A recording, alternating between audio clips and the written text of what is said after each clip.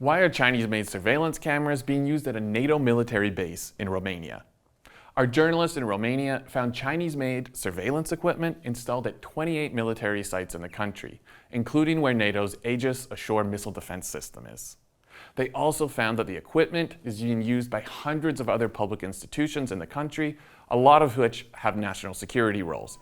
This ranges from the Coast Guard to sites operated by the intelligence service. So, why is that important? The Chinese companies that made these cameras, Hikvision and Dahua, they're partially state-owned, and they've been blacklisted by the US, Britain, and Australia over concerns about how they store data, their alleged links to the Chinese military, and both companies' roles in Beijing's crackdown against Uyghurs and other minorities in Xinjiang. Both brands also have extensive history of security vulnerabilities, meaning that they have a far higher risk of getting hacked. In 2021, Lithuania's defense ministry found hundreds of vulnerabilities that led to them saying that you shouldn't use either of these brands. There's also been multiple glitches and breaches over the years, some of which that show that these feeds can be accessed or overtaken remotely.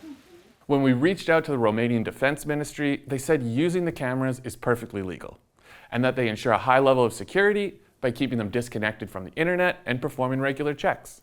And that's all true. There is no ban on using them in Romania, or anywhere else in Europe for that matter. And yes, keeping them on a closed network can limit those security risks.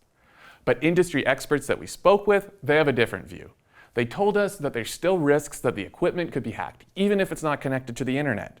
And that the best way to maintain high security at sensitive locations like that base operated by NATO is to not use these Chinese brands at all.